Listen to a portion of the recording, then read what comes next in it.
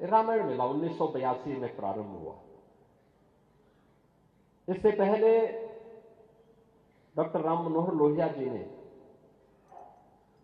देश के भी अलग अलग भागों में कुछ रामायण मेले प्रारंभ कराए थे, आयोजन प्रारंभ किए थे, रामायण उत्सव के कार्यक्रम प्रारंभ कराए थे।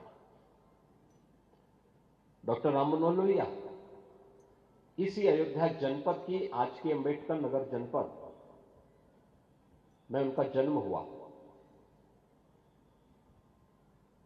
बहुत पढ़े लिखे थे, लेकिन मंदिर नहीं जाते थे। प्रवृत्ति से सोशलिस्ट थे, समाजवादी चिंतक थे। उन्होंने कहा था, जब उनसे एक बार पूछा गया कि इतनी विषमता के बावजूद उत्तर से दक्षिण, पूरब से पश्चिम, रंग रूप, भेष भाषा, खान पान, रहन सहन सब कुछ अलग अलग होते हुए भी भारत एक कैसे है? तो डॉक्टर राम मनोहर लोहिया ने उस पत्रकार को बहुत गौर से देखा और कहा, एक ही बात कही। उन्होंने कहा, याद रखना, मैं मंदिर नहीं जाता, लेकिन मेरा यह दृढ़ विश्वास है, जब तक भारत की आस्था भारत के 3 आराध्य देवों के प्रति, श्री राम, श्री कृष्ण और भगवान शिव के प्रति, जब तक इसकी आस्था बनी रहेगी, तब तक भारत का कोई बाल बांका नहीं कर पाएगा।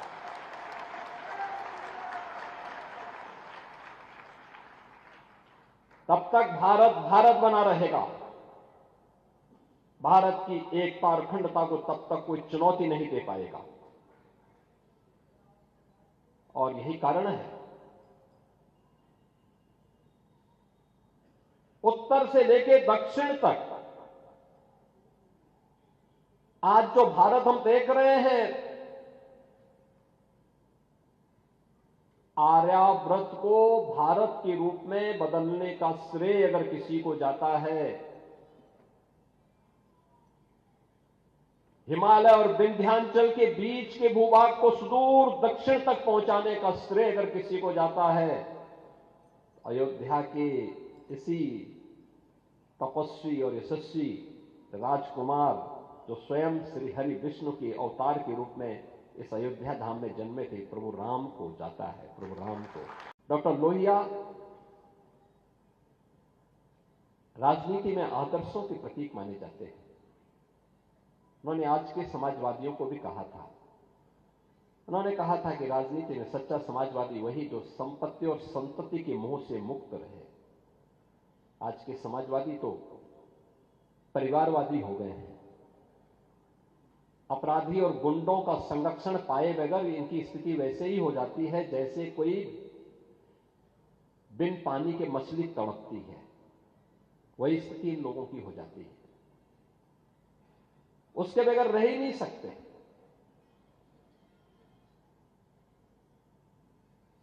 लोहिया के नाम पर राजनीति करेंगे, लेकिन लोहिया के एक ही आदर्श को अपने जीवन में ही अंगीकार नहीं करेंगे। उत्तर से लेकर दक्षिण तक पूरे भारत को जोड़ने का जो कार्य उस कालखंड में भगवान राम ने किया था, समाज को जोड़ने का कार्य, सामाजिक संगठन के माध्यम से राष्ट्र की एकता और अखंडता को।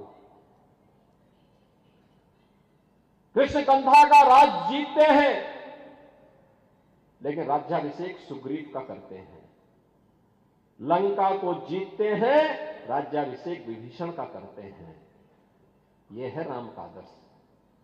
और इसीलिए आज जब हम सब यहां पर आए हैं, भगवान राम ये सब करने में इसलिए सफल रहे क्योंकि उन्होंने जोड़ा था, पूरे समाज को जोड़ा था, सबको जोड़ा था।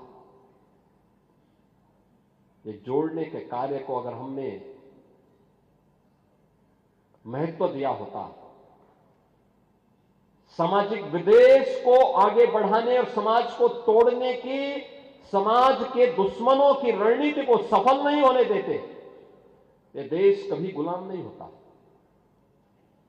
हमारे तीर्थ अपवित्र नहीं होते।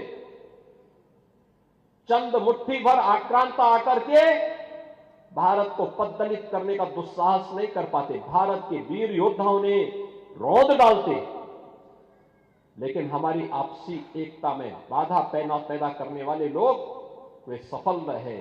और उन्हीं के जो जीन्स है वे आज भी हैं, जो जाति के नाम पर राजनीति करके सामाजिक ताने बाने को छिन्न भिन्न करने का प्रयास कर रहे हैं। दुश्मन बगल के देश में किस प्रकार का कृत्य कर रहे हैं, याद रखना। किसी को अगर गलतफहमी हो, 500 वर्ष पहले बाबर के एक सिपह सालार ने जो काम अयोध्या में किया था, जो काम संभल में किया था, और जो काम आज बांग्लादेश के अंदर हो रहा है, तीनों की प्रकृति, तीनों का डीएनए एक जैसा है। गलतफहमी में मत रहना। अगर कोई ये मानता है कि वो बांग्लादेश में हो रहा है, तो यहां भी बांटने वाले तत्व उनके लिए बेट बन करके खड़े हो रखे हैं, पहले से खड़े हैं। वे समाज के सामाजिक ताने बाने को छिन्न भिन्न कर रहे हैं, सामाजिक एकता को तोड़ करके, आपको बांट करके फिर काटने का और कटवाने का पूरा इंतजाम भी कर रहे हैं। ये बांटने वाले लोग, बहुत सारे लोग तो ऐसे हैं जिन्होंने दुनिया के तमाम देशों में प्रॉपर्टी खरीद करके रखी हुई है। यहां संकट आएगा वहां भाग जाएंगे, मरने वाले मरते रहेंगे, यही करेंगे लोग। और इसीलिए आप सबसे मैं कहने के लिए आया हूं, हमने अगर प्रभु को अपना आराध्य माना है, उनके प्रति समर्पण का भाव है, ये तब तक अधूरी है जब तक हम उनके उच्च आदर्शों से कुछ प्रेरणा प्राप्त करके अपने जीवन को उसके रूप में ढाल दें और उसके रूप तैयार करना अपने आप को।